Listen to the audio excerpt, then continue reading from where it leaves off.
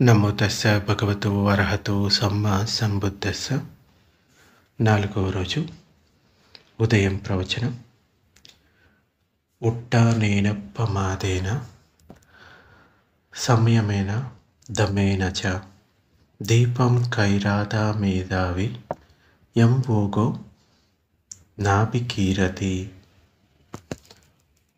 ఉట్టానేన పమాదేన అంటే మేధావి తన సామర్థ్యం ఇంకా సమయమైన దమనచ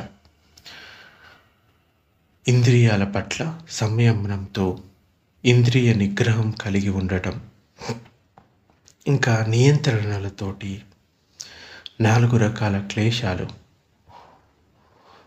వరదలు తనను ముంచివేయకుండా, అంటే ఈ 4 రకాల క్లేశాలు అనే వరదలు తనను ముంచివేయకుండా తన కోసం ఒక ద్వీపాన్ని తయారు చేసుకుంటాడు. ద్వీపం అంటే ఐలాండ్.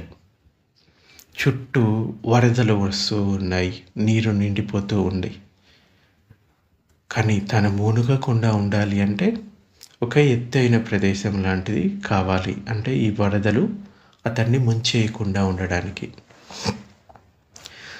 అంటే తెలివైన మేధావి తన సామర్థ్యంతో ఈ ఇంద్రియాలను నిగ్రహిస్తూ ఇలా తనను తాను ఒక ద్వీపంలాగా తయారు చేసుకుంటాడు అనేది ఇక్కడ అర్థం. మనకి చూలపందకుడు గురించి భగవానుడు తన సామర్థ్యం గురించి చెప్తాడనమాట. సాధన చేయడంలో శక్తి ఇంకా వేగం ఇంతకు మునిపే చేసిన కృషిపై ఆధారపడి ఉంటుందని ఎన్నోసార్లు చెప్పాం.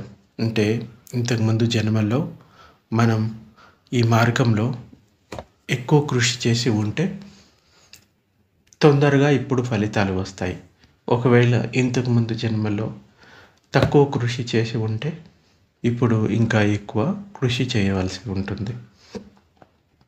అతి శీఘ్రంగా సాధనలో ప్రగతి చూపిన వారి గురించిన కథలు చెప్పాం. ఇప్పుడు ఒక మందమతి సాధకుడి గురించి కథ మీకు చెప్తాను. అతి నిదానంగా నేర్చుకునేవారు కూడా సరైన పద్ధతిలో సాధన చేస్తే వారు కూడా ఈ ధర్మ సాధన చేయగలుగుతారు, లక్ష్యాన్ని చేరుకోగలుగుతారు. ఈ ప్రవచనం ఏ సూక్తంలో మొదలు పెట్టామో ఆ సూక్తం చూలపందకుడి కథ సందర్భంలో ఇవ్వబడింది.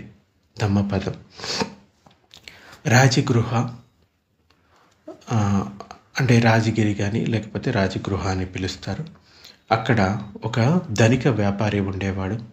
అతనికి ఒక కుమార్తె ఉండింది.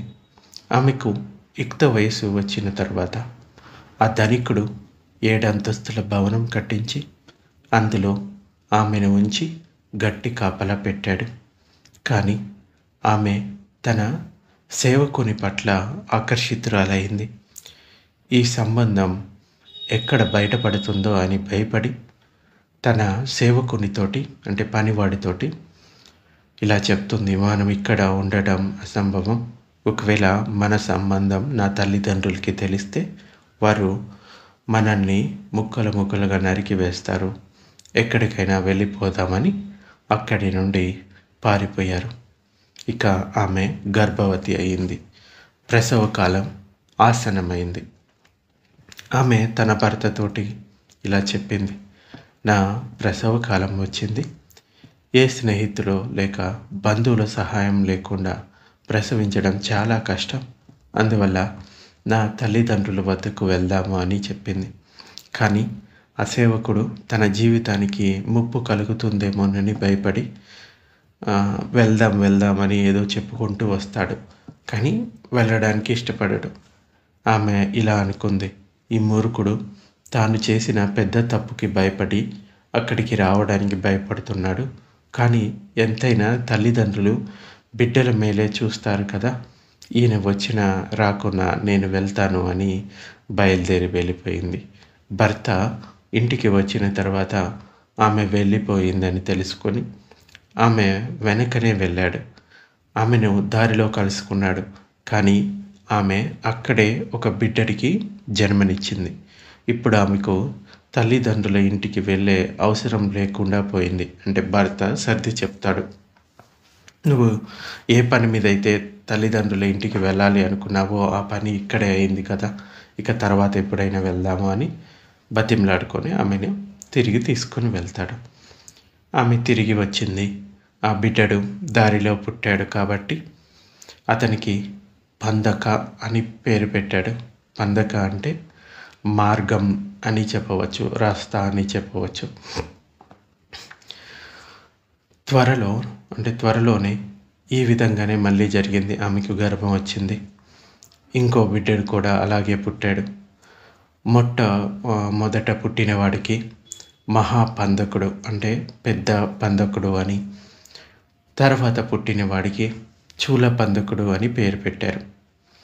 వీరిలో పెద్దవాడు తన స్నేహితులతో ఆడుకుంటూ ఉన్నప్పుడు వారు తమ మామ ఇంకా తాత అమ్మమ్మల గురించి మాట్లాడుకోవడం విన్నాడు. ఇంటికి వచ్చి మన బంధువులు ఎవరు ఈ ఊర్లో లేరా అని తల్లిని అడిగాడు. ఆమె మన బంధువులు ఎవరు ఈ ఊర్లో లేరు, కానీ రాజగృహలో మీ తాతగారు ఒక గొప్ప ధనిక వ్యాపారి, మన బంధువులు చాలామంది అక్కడ ఉన్నారు అని తల్లి చెప్తుంది. నాకు అక్కడికి వెళ్ళాలని ఉంది అమ్మ అని ఇంకా పిల్లవాడు ఏడవడం మొదలుపెట్టాడు. అతని తల్లి తాము ఎలాంటి పరిస్థితుల్లో ఇల్లు విడిచి వచ్చింది అతనితో చెప్పలేకపోయింది. ఇంకా ఆ పిల్లలిద్దరూ తమ తాతగారింటికి వెళ్ళాలి అని తల్లిని బాగా సతాయించారు.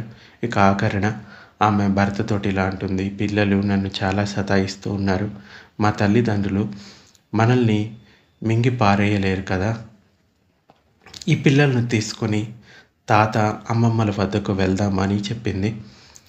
నేను వారికి ఎదురు పడలేను, కానీ నిన్ను ఆ బిడ్డల్ని వారి వద్దకు తీసుకొని వెళ్తాను అని అతడు చెప్తాడు. వారు ఆ విధంగా రాజగృహ నగర ద్వారంలోనే ఉన్న ఒక విశ్రాంతి గృహంలో ఆగిపోయారు. తల్లి తన తల్లిదండ్రులకి తాము వచ్చినట్లుగా ఒకరితోటి సందేశం పంపిస్తుంది. ఆ తల్లిదండ్రులకి ఈ విధంగా తెలిపారు, ఈ పునర్జన్మల గొలుసులో ఎవరూ కూడా కొడుకులు కుమార్తెలు లేని వారు ఉండరు, కానీ మా ఈ కుమార్తె ఈ సేవకుడు నా మనస్సుని చాలా బాధ పెట్టారు, మేము వారిని మళ్ళీ చూడలేము, వారి జీవనాధారం కోసం కావాల్సినంత ధనం ఇస్తాము, కానీ పిల్లలను మా వద్దకు పంపచ్చు అని ఆ పెద్దవాళ్ళు కబురు పంపిస్తారు. మహాపందకుడు పెద్దవాడయ్యాడు. అతడు తన తాత అమ్మమ్మలతో పాటు భగవానుడి ప్రవచనాలు వినడానికి వెళ్ళేవాడు. కానీ చూల పందకుడు ఇంకా చిన్నవాడై మహాపందకుడు భగవానుడి ప్రవచనాలను ప్రతిరోజు సక్రమంగా వింటూ ఉండేవాడు. కాబట్టి అతనికి భిక్షువు కావాలన్న తీవ్ర కోరిక కలిగింది. అతడు దీనికోసమై తాతగారి అనుమతి కోరాడు. అతని తాత ఎంతో సంతోషించి, ప్రపంచంలో అన్నిటికన్నా నువ్వు భిక్షువు కావడమే నా తీవ్ర కోరిక, నువ్వు భిక్షువుగా కాగలిగితే అలానే తప్పక చెయ్యి అని తాత చెప్పాడు. ఎవరైనా భిక్షువు కాదలుచుకున్న వారికి సహాయం చేయడం ఎంతో గొప్ప పుణ్యకార్యం. స్వయంగా మనం భిక్షువు అయినా లేక ఇతరులు భిక్షువు కావడానికి తోడ్పడిన రానున్న జన్మల్లో ఆ ప్రవజ్య కావడంలో సఫలీకృతులం అవుతాము. ఇలా మహాపందకుడు శ్రామణీరుడుగా అయ్యాడు. అంటే మొట్టమొదట శ్రామణీరుగా ఇస్తాడు, అంటే శిక్షణలో ఉన్నవాడు అని అర్థం. అతని గురువు గారు ధ్యానం చేయడానికి ఉపయోగపడే 40 రకాల ఈ సమాధికి సంబంధించిన సాధనలో అతనికి సరిపడిన ఒక సాధన ఇచ్చాడు.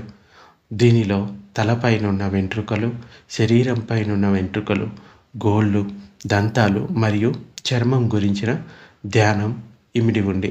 అంటే 32 శరీర భాగాలకు సంబంధించిన ధ్యానాన్ని చేయమని చెప్పాడు. ఇలాంటి ధ్యానం భిక్షువులకి సరైన ధ్యానం. ఆ తర్వాత మహాపందకుడు బుద్ధుని యొక్క అనేక బోధనల అవగాహనలో సమర్థుడయ్యాడు. సరైన వయసు వచ్చిన తర్వాత అతడికి భిక్షు ఉపసంపద పొందాడు. ఇంకా అప్పుడు భిక్షువయ్యాడు. అతడు ధ్యాన ఫలాన్ని కూడా పొంది ఆనందంలో మునిగిపోయాడు. అతనికి ఒక ఆలోచన వచ్చింది.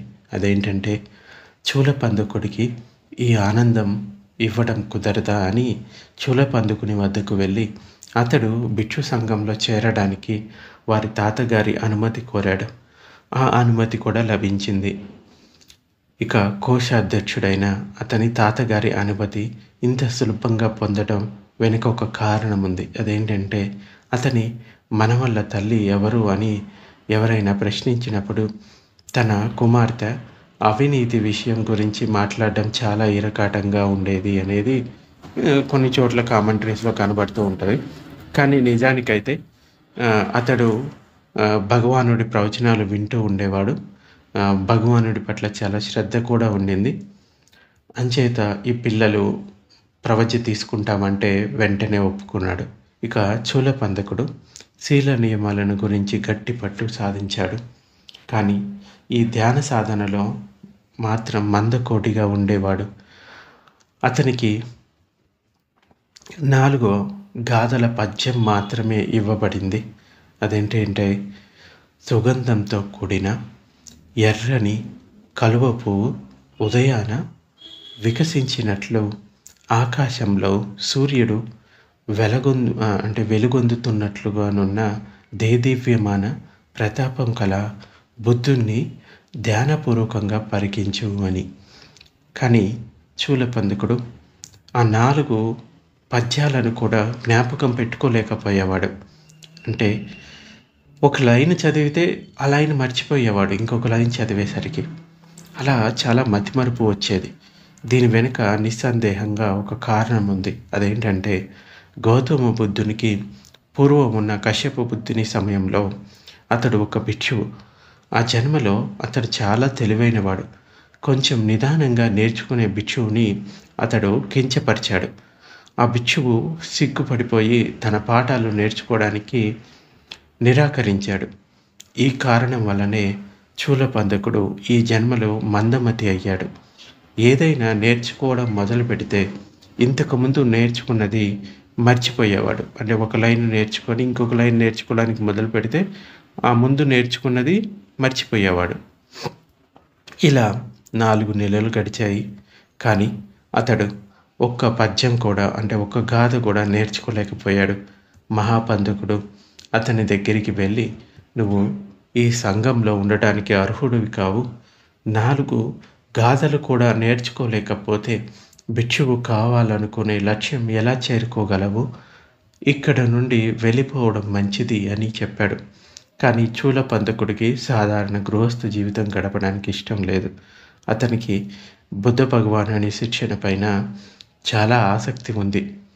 అదే సమయంలో జీవకుడు అనే ఒక గృహస్థ వైద్యుడు భగవానుణ్ణి ఇంకా ఆయన 500 మంది భిక్షువులని భోజనానికి ఇంటికి ఆహ్వానించాడు.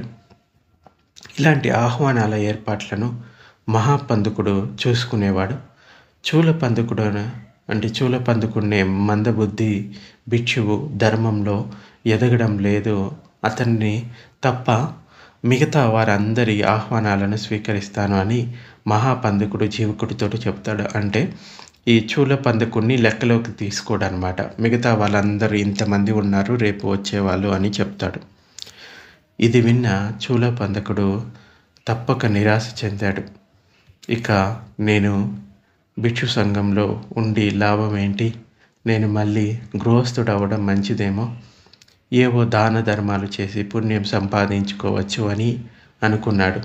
ఆ మరుసటి రోజున వేకువజామునే తన భిక్ష చీవరాలు అంటే భిక్షువు యొక్క చీవరాలు బట్టలు వదిలివేసి అతని పని మొదలుపెట్టాడు వెళ్ళిపోవడానికి. ఇక బుద్ధ భగవానుడు తెల్లవారుజామునే తన బోధనల వల్ల ఎవరెవరు లాభపడతారో తెలుసుకోవడానికి ప్రపంచానంతా తన దివ్య దృష్టితో చూసినప్పుడు చూలపందకుడు ఏం చేస్తున్నాడో ఆయన చూశాడు. ఆయన అక్కడికి వెళ్ళి చూలపందకుడు ఏ ద్వారం నుండి బయటకు వెళ్తున్నాడో ఆ ద్వారం ఎదురుగా తిరుగాడటం మొదలుపెట్టాడు. శూలపంతకుడు భగవానుడిని చూసి నమస్కరించాడు. ఈ సమయంలో ఎక్కడికి వెళ్తున్నావని భగవానుడు అడిగాడు.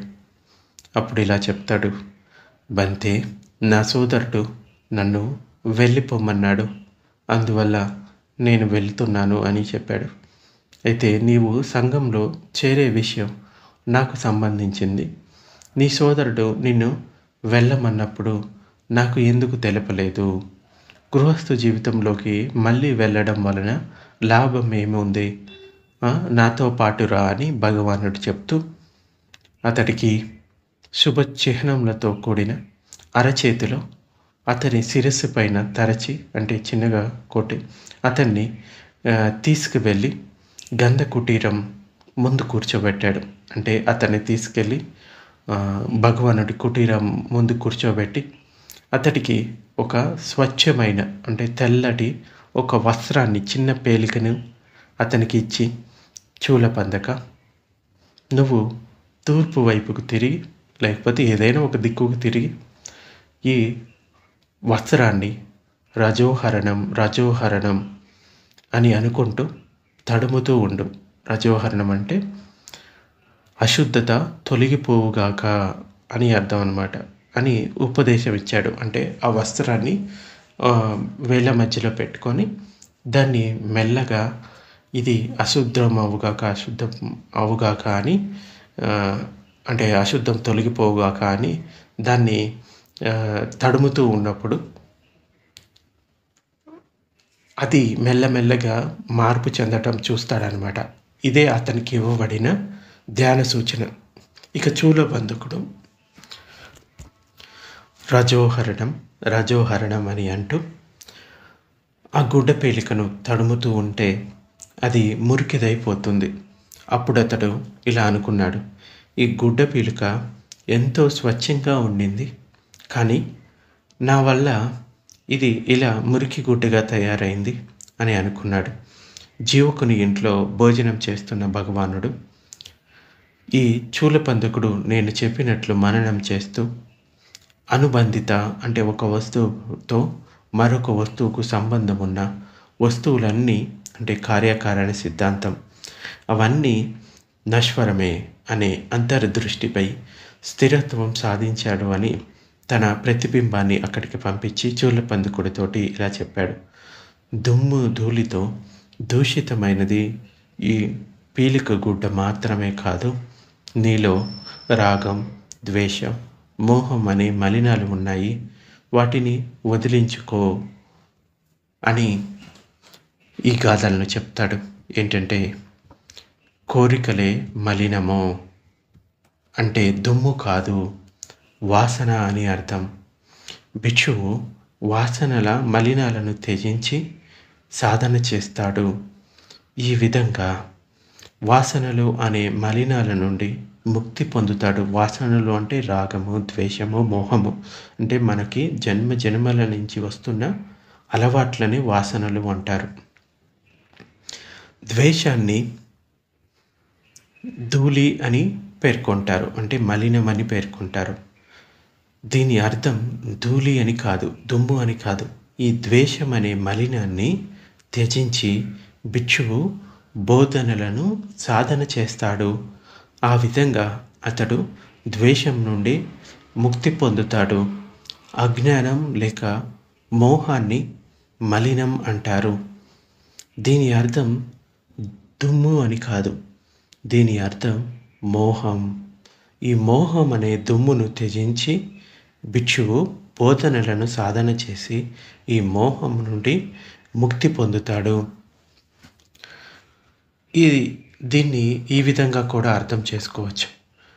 ఆ వస్త్రాన్ని తన చేతులతోటి నలుపుతూ ఉన్నప్పుడు, తడుముతూ ఉన్నప్పుడు అది మొదట తెల్లగా ఉన్న వస్త్రం తర్వాత మురికిగా మారిపోయింది. అంటే ఈ చేతి స్పర్శ వలన అది మురికిగా మారిపోయింది. అదేవిధంగా ఈ ఇంద్రియాలు వాటి విషయాల, అంటే ఒక ఆబ్జెక్టు లేకుంటే ఒక వ్యక్తి అవ్వచ్చు, వాటి స్పర్శల వలన కలిగే రాగద్వేషాల రాపిడి వలన ఈ రాగద్వేషాలు అనేది పుట్టి మనసు మురికిగా మారిపోతుంది. అని అర్థం చేసుకోవచ్చు. ఇవన్నీ కూడా అనిత్యమైనవే అని అతడు తెలుసుకుంటాడు. ఇక జీవకుడు తన ఆహ్వానించాడు కదా దానానికి, ప్రతీకగా బుద్ధునికి నీరు తీసుకొని రమ్మన్నప్పుడు, అంటే భోజనాన్ని స్వీకరించే ముందు చేయి కడుక్కోవడానికి ఈ నీటిని తీసుకొని వచ్చాడు జీవకుడు చేయి కడుక్కోవడానికి. అయితే ఇంకా ఎవరైనా భిక్షువులు విహారంలో ఉన్నారా అని భగవానుడు అడిగాడు. విహారంలో ఇంకెవరూ లేరని మహాపందకుడు చెప్పాడు. అయితే జీవకుడు ఇంకా అంటే భగవానుడు అంటాడు ఇంకా ఉన్నారు అని భగవానుడు చెప్పినప్పుడు అక్కడ ఎవరైనా ఉన్నారా అని చూడడానికి కోసమని జీవకుడు ఒక సేవకుడిని పంపిస్తాడు. అయితే చూలపందకుడికి తన సోదరుడు చెప్పిన మాటలు గుర్తుకు వచ్చి 1000 మంది భిక్షువులను తన సైకిక్ పవర్స్ తోటి సృష్టిస్తాడు. అంటే ఇందాక ఏదైతే ఈ రజారోహణం చేస్తూ ఉన్నాడో, రజాతోరణమా లేకపోతే ఈ చేతితో గుడ్డని నలుపుతూ ఉన్నప్పుడు ఇదంతా అనిత్యమే అని తెలుసుకొని అతడు తన పూర్వ సాధన కూడా దీనికి సంబంధించే ఉండేది. అంచేత ఇది చేస్తూ ఉండగానే అతడి లోపల అనిత్య, దుఃఖ, అనాత్మ జ్ఞానాలు పొందడం మొదలయ్యాయి. అర్హంత స్థితిని పొందుతాడు. ఆ తర్వాత అతడికి కొన్ని సైకిక్ పవర్స్ కూడా వచ్చి ఉంటాయి. అలా 1000 మంది భిక్షువులను సృష్టించి ఆ మామిడి తోటలో నింపాడనమాట. వారిలో కొందరు బట్టలు కుట్టుకుంటూ, మరికొందరు బట్టలకు రంగులు దిద్దుకుంటూ, ఇంకొందరు చదువుకుంటూ ఉన్నారు. జీవకుడు పంపినవాడు తిరిగి వచ్చి తోటంతా భిక్షువులతో నిండి ఉంది అని చెప్పాడు. ఆ వచ్చిన వాణ్ణి భగవానుడు పిలిచి, నీవు విహారానికి వెళ్ళి చూలపందకుడు అనే భిక్షువుని గురువు గారు రమ్మంటున్నారు అని చెప్పు, మిగతా వారంతా అదృశ్యమవుతారు అని చెప్పాడు. ఆయన చెప్పినట్లే జరిగింది. ఈ విధంగా చూలపందకుడు కూడా మిగతా భిక్షువులతో కలిసి జీవకుని ఇంట్లో కలిసిపోయాడు.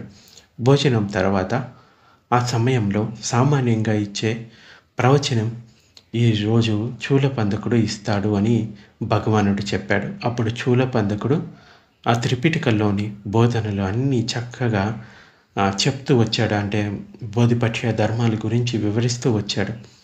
అంటే ఇంతకుముందు ఒక్క గాథను కూడా గుర్తు పెట్టుకోలేని వాడు, మందబుద్ధితో ఉన్నవాడు ఒక్కసారి ఈ జ్ఞానాన్ని పొందిన తర్వాత తన పూర్వజన్మల స్మృతులను కూడా తెలుసుకున్నాడు. అప్పుడు అతడు చేసిన సాధనలు ఇంకా ఈ త్రిపిటకల్లోని సారమంతా కూడా అతనికి జ్ఞాపకం వచ్చింది.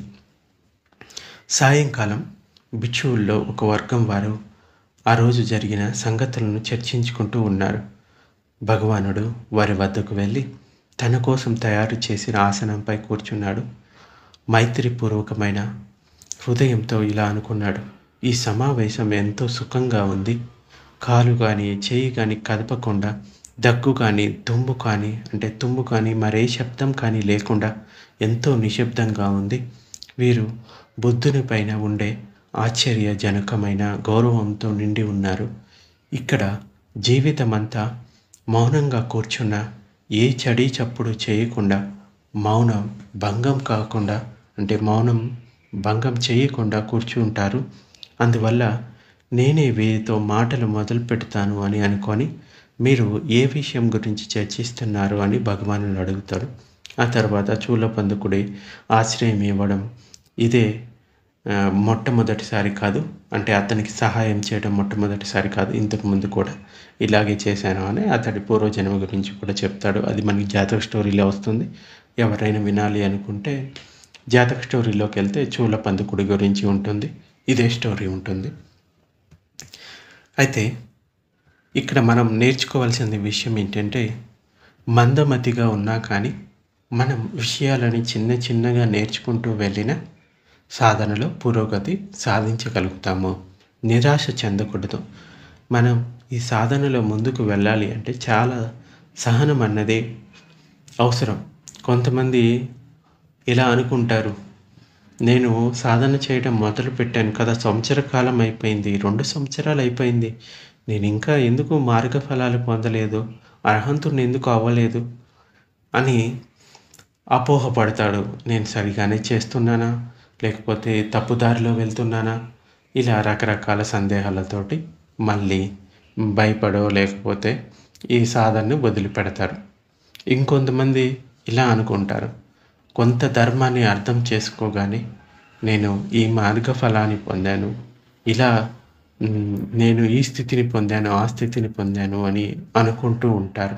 కానీ అది నిజంగా ఆ స్థితేనా కాదా అనేది ఎలా తెలుసుకుంటారు అంటే, గురువుగారి సూచనల మేరకు అతడు చెప్పిన విధంగా చేశారా లేదా, అవి నిజంగానే ఇంతకు ముందు ఉన్నటువంటి విషయాలు తొలగిపోయాయా లేదా అన్నది ఒక టీచర్ మాత్రమే సరైన మార్గదర్శకం ఇవ్వగలుగుతాడు. అయితే మనసు స్థిరపడినప్పుడు అది దృఢంగాను శాంతంగాను ఉంటుందని ఇంతకు ముందే చెప్పాం. మనసు శాంతించినప్పుడు ఏదో ఒక మానసిక సంకేతం ప్రకటితమవుతుంది. మనసు శుద్ధమవుతూ ఉండడం వల్ల అలా జరుగుతూ ఉంటుంది.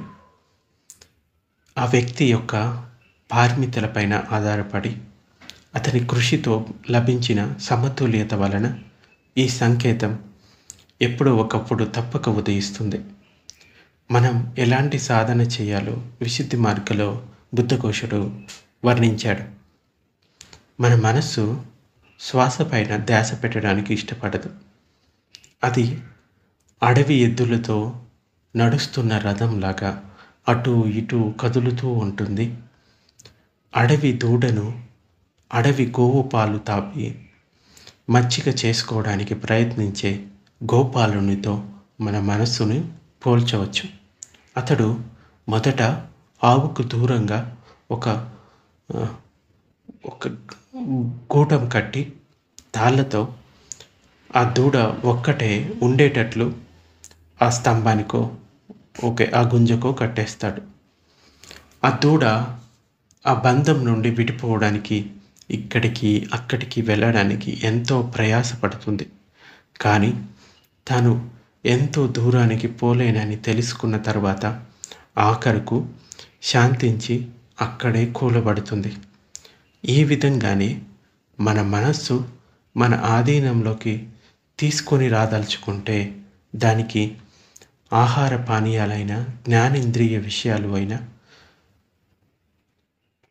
చూడటం అంటే కంటితోటి చూస్తాము, ఇంకా ధ్వని శబ్దాలను, ఇంకా వాసన రుచి స్పర్శల నుండి మనసుని మళ్లించాలి. ఇంద్రియ విషయాల నుండి మనసుని మళ్లించాలి. ఇలా మళ్లించడానికి ఉపయోగపడే ఉచ్ఛ్వాస నిశ్వాసలను ఎరుక అంటే సతి అనే తాళ్ళతో మనసుని బంధించాలి. మనసు తనకు అలవాటైన విషయాల నుండి మళ్లించడం వల్ల అటు ఇటు పరిగెత్తడానికి ప్రయత్నిస్తుంది.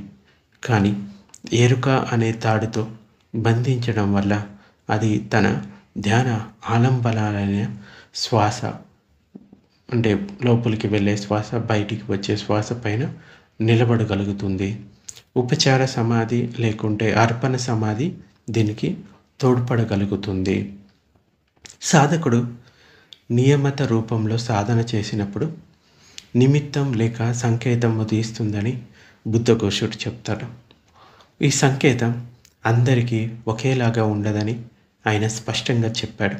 కొందరికి మెత్తని దూది తగులుతున్నట్లుగానో, కొందరికి ఆకాశంలోని తారలలాగానో, లేక ముత్యాల రత్నాల గుంపులాగానో, మరికొందరికి పత్తి గింజలు గట్టిగా తగులుతున్నట్లుగానో, ఇంకొందరికి చీలిన కర్ర తగిలిన స్పర్శలాగానో ఉండొచ్చు. పెద్ద జడలాగానో, లేకపోతే పూల గుచ్ఛంలాగానో, ఊదిన పొగలాగానో, లేకపోతే సాగదీసిన సాలెపురుగు గూడులాగానో, సన్నని మేఘపు పొరలాగానో, రథచక్రం లాగానో, చంద్రుని లాంటి గుండ్రని మేఘాల గుంపుగానో, సూర్యుని లాంటి గుండ్రని ఫలకంలాగానో, తామర పువ్వులాగానో, ఇంకా గొలుసులాగానో ఉండవచ్చు. ఇలాంటి నిమిత్తం ఏదైనా కనబడినప్పుడు దానిని గురించి పెద్దగా ఆలోచన చేయకూడదు. అనేక రకాల నిమిత్తాలను బుద్ధఘోషుడు ఈ కింది విధంగా పోలుస్తాడు. ఏంటంటే, కొందరు భిక్షువులు ఒక చోట కూర్చొని బుద్ధ భగవానుని ప్రవచనాల గురించి చర్చించుకుంటూ ఉంటున్నప్పుడు ఆయన ప్రవచనం మీకు ఎలాగుంది అని ఒక భిక్షువు అడిగినప్పుడు, నాకు పర్వతం పైన పొంగి పొర్లుతున్న వరదలాగా ఉంది అని ఒక భిక్షువు అంటాడు. ఇంకొక భిక్షువు అడవిలోని వృక్షపంక్తిలా ఉంది అని మరొకరు, చల్లని నీడనిచ్చే విరివిగా పండ్లు కాచిన విశాల వృక్షంగా ఉంది అని ఇంకొక భిక్షువు వర్ణించినట్లు ఉంటుంది అని బుద్ధఘోషుడు స్పష్టం చేశాడు. ఇలా ఒకే విషయం విభిన్న వ్యక్తులకు వారి వారి గ్రహింపు శక్తి పైన వారి వారి మనసుల్లోని అనుభవాల ఆధారాలను బట్టి పరిపరి విధాలుగా కనపడుతూ ఉంటాయి. ఈ నిమిత్తం మనం గ్రహించే శక్తి పైన ఆధారపడి ఉంటుంది, గ్రహించిన విధంగా ఉదయిస్తూ ఉంటుందని బుద్ధఘోషుడు చెప్తాడు. ఆనాపానసతి ధ్యానం చేస్తున్నప్పుడు ఉచ్ఛ్వాసాన్ని ఒక చిత్త చైతన్యం, నిశ్వాసాన్ని మరొక చిత్త చైతన్యం, పై రెండు నడిచే బిందువుని మరొక చిత్త చైతన్యం ఆలంబనాలుగా చేసుకుంటూ ఉంటాయి. ఏ సాధకునికి ఈ 3 గుణధర్మాలు అంటే ధర్మగుణాలు స్పష్టంగా ఉండవో ఆ సాధకుడు ఉపచారి సమాధి వరకు, అర్పణ సమాధి వరకు కూడా చేరుకోలేడు. ఎవరికి ఈ 3 చిత్తాలు స్పష్టంగా తెలియబడతాయో వారు ఉపచార సమాధిని, అర్పణ సమాధిని తప్పక చేరుకోగలుగుతారు. బుద్ధఘోషుడు ఇలా ఉదాహరణగా చెప్తాడు ఏంటంటే, నిమిత్తం, ఉచ్ఛ్వాసం ఇంకా మరియు నిశ్వాసం ఈ 3 ఒకే చిత్తం యొక్క ఆలంబనాలు కావు. ఎవరికి ఈ 3 విషయాలు తెలియలేవో వారికి సాధనలో పురోగతి ఉండదు. నిమిత్తం ఇంకా ఉచ్ఛ్వాసం మరియు నిశ్వాసం ఈ 3 ఒకే చిత్తం యొక్క ఆలంబనాలు కావు.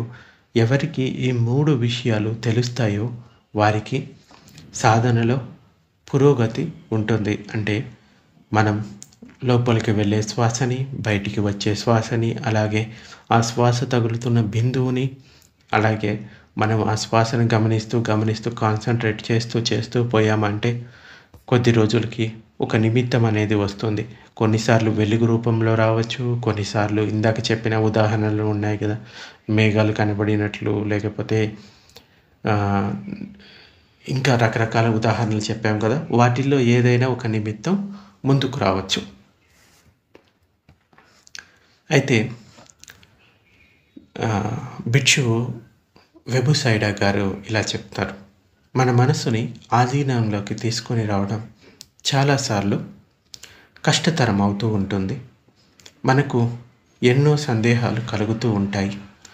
ఈ సాధన నాకు లాభకార్య కాదా, లేక నేను సరిగా సాధన చేయడం లేదా అనే అనుమానాలు వస్తూ ఉంటాయి. అయితే బంతే వెబుసైడా గారు ఒక ప్రవచనంలో అటువంటి వారిని ఈ విధంగా ప్రోత్సహించారు. ఏంటంటే, మీరు శీల సాధన చేస్తున్నారు, శీలపార్మిని పూర్ణ రూపంలో పూర్తి చేసుకోవాలని సంకల్పించుకున్నారు. ఎంత ఎక్కువగా పూర్తి చేసుకోగలిగితే అంత ఎక్కువగా పూర్తి చేసుకోండి. అప్పుడే మీ ఆకాంక్షలు పూర్తి అవుతాయి. మీరు వర్తమానంలోనూ భవిష్యత్తులోనూ సుఖంగా ఉండగలుగుతారు. బుద్ధుని శిక్షణ మాత్రమే వర్తమానంలోనూ అన్ని కాలాలలోనూ మీకు నిజమైన ఆనందాన్ని ఇస్తుంది. బుద్ధుని సాధనా బోధనలు త్రిపిటకల్లో ఇమిడి ఉన్నాయి. త్రిపిటకలు అత్యంత విస్తారమైనవి. మనం త్రిపిటకల సారాంశాన్ని తీసుకున్నప్పుడు 37 బోధిపక్షీయ ధర్మాలు మనకి లభిస్తాయి. మెలకువ కలిగించే ధర్మాలు లభిస్తాయి. ఈ 37 బోధిపక్షీయ ధర్మాల సారం ఆర్య అష్టాంగ మార్గంలో ఇమిడి ఉంది. ఆర్య అష్టాంగ అంటే ఈ మార్గసారం ఉన్న నైతికత, ఉన్నత ఇంకా ఎరుక, ఉన్నత ప్రజ్ఞ అంటే ఆదిశీలం, ఆది చిత్తం, ఆది పన్య అని ఈ 3 సాధనలో ఉంది. ఈ 3 సాధనల సారం అద్వితీయ విశ్వధర్మం అంటే ఏకోదమ్మ ఏకాయన మొక్క, ఇదొక్కటే మార్గం, ఇంకా వేరే మార్గం లేదు. శీల, సమాధి, ప్రజ్ఞ అష్టాంగ మార్గాన్ని అనుసరించడమే. మీ శరీరం ఇంకా మనసు మీ ఆధీనంలో ఉంటే, మీరు ఆ సమయంలో ఉన్నట్లుగా ఉంటే ఈ సమయంలో ఉన్నట్లుగా ఉంటే మీ చేతుల్లో కానీ మాటల్లో కానీ కఠినత్వం ఉండలేదు. ఇదే ఆదిశీలం లేక పరిపూర్ణ శీలం. అంటే మీ శరీరం మీ మనసు రెండు కూడా ఆధీనంలో ఉండాలి. ఇంకా ఆదిశీలం బలోపేతమైనప్పుడు మనసు శాంతంగాను స్థిరంగాను ఉంటుంది. దీనినే ఆది చిత్తం అంటే ఉన్నత ఏకాగ్రత, ఉన్నత చిత్తం అని చెప్పవచ్చు. ఈ సమాధి బలోపేతమై మనసు చాలా సమయం వరకు ఏకాగ్రతతో ఉండగలిగితే ఒక చిరు క్షణంలో కోటాను కోట్ల సార్లు పదార్థం పుట్టడం గిట్టడం జరుగుతుందని తెలుస్తుంది. ఈ మనస్సు ఇంకా ఈ పదార్థం అంటే నామరూపాలు, శరీరం ఇంకా మనస్సు, వీటి గురించి తెలుసుకున్నప్పుడు పదార్థం కోటాను కోట్లు సార్లు పుడుతూ గిడుతూ అంటే సృష్టించబడుతూ నశించిపోతూ ఉందని గ్రహించగలుగుతాం. పుడుతూ గిడుతూ ఉండే ఈ జ్ఞానాన్ని ఆదిపన్య అని పేర్కొంటారు. శ్వాస లోనికి తీసుకుంటున్నప్పుడు బయటికి వదులుతూ ఉన్నప్పుడు గాలి నాసికా రంధ్రాల్లోనో లేక దాని పరిసరాల్లోనో తగులుతూ ఉంటుంది. సంవేదనశీలమైన పదార్థం గాలి తగలడాన్ని నమోదు చేస్తుంది. ఈ ప్రక్రియలో స్పర్శ జరిగే తత్వం పదార్థం, ఇంకా స్పర్శ తీసుకునేది మనస్సు. అంటే ఈ స్పర్శను తెలుసుకునేది మనస్సు. కాబట్టి బయటికి వెళ్ళే పదార్థం మనస్సు అంటే ఏమిటో ఇతరులతో చర్చ జరిపే పని లేదు. మీ శ్వాసను గమనిస్తూ పోతే చాలు. మనసు ఇంకా ఈ రూపము అంటే పదార్థము గురించి మీకు మీరే తెలుసుకోగలుగుతారు. గాలి లోపలికి వచ్చినప్పుడు స్పర్శ జరుగుతుంది. బయటికి వెళ్ళిపోతూ ఉన్నప్పుడు స్పర్శ జరుగుతుంది. ఈ స్పర్శను మీరు ఎడతెగకుండా నిరంతరం తెలుసుకుంటూ పోతే మీలో కోరికలు అంటే లోభము, ఇంకా ద్వేషము, ఇంకా మోహము ఉదయించే అవకాశమే ఉండదు. లోభం, క్రోధం, మోహపు మంటలు మీలో క్షీణిస్తూ పోతాయి. స్పృశించక పూర్వం గాలి ఉందని మనకి తెలియదు. గాలి పోయిన తర్వాత కూడా దాని ఎరుక మనకు ఉండదు. అది లోనికి వచ్చే సమయం, బయటికి వెళ్ళే సమయంలో మాత్రమే మనకు ఆ స్పర్శ యొక్క అనుభూతి కలగగలుగుతుంది. దీనినే వర్తమాన క్షణం అని పేర్కొంటాం. మనం గాలి స్పర్శను అనుభవిస్తూ ఉన్నప్పుడు అక్కడ ఈ మనస్సు పదార్థం మాత్రమే ఉన్నాయని తెలుస్తుంది.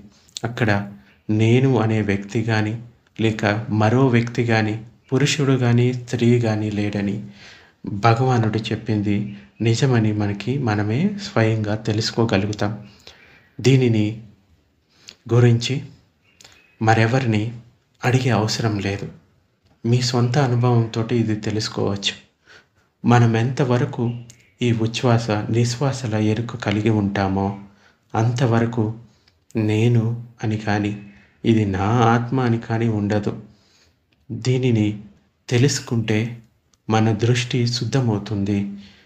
ఇదే సరైన దిట్టి. మనస్సు ఇంకా పదార్థం మినహా మరేది లేదని ఈ క్షణంలో మనకు తెలిసి వస్తుంది. మనస్సు ఇంకా పదార్థం రెండు వేరువేరుగా ఉన్నాయని కూడా తెలుస్తుంది. ఈ విధంగా మనస్సు పదార్థాల మధ్యన ఉన్న తేడా తెలుసుకోగలిగితే ఈ నామరూప పరిచ్ఛేద జ్ఞానాన్ని తెలుసుకున్న వారం అవుతాము. గాలి స్పర్శ ఎప్పుడెప్పుడు జరుగుతుంటుందో అప్పుడప్పుడు మనం దానిని తెలుసుకుంటూ ఉంటే మన మనసు శుద్ధమవుతూ పోతుంటుంది. ఆ విధంగా మనకు లాభం కలుగుతుంది. ఒక్క క్షణంలో అలా కలిగే ఒక్క క్షణమైనా కానీ అలా కలిగే లాభం తక్కువ అయిందేమీ కాదు. ధ్యానం చేసేవారికి ఆ సాధన వల్ల లాభం ఏమీ ఉండదని కూడా అనుకోవద్దు. ఇప్పుడు మీరు ఆనందమయ లోకంలో జన్మించారు. బుద్ధ భగవానుని సాధన సంపర్కంలోకి వచ్చారు. అందువలన మీకు అనేక లాభాలు చేకూరుతాయి. ఇంకా మిగతా విషయాల గురించి ఆలోచించకుండా ఎంత ఎక్కువ సాధన చేయగలుగుతామో దానిపైన దృష్టిని పెట్టి ఎంత ఎక్కువ సాధన చేయగలుగుతారో అంత చేసి చక్కని లాభం పొందండి. మీ ధ్యాసనంతా కూడా లోపలికి వచ్చే శ్వాస, బయటికి వెళ్ళే శ్వాస, అది తగిలే బిందువు, ఈ మూడింటిని గమనించే పనిలోనే ఉండాలి.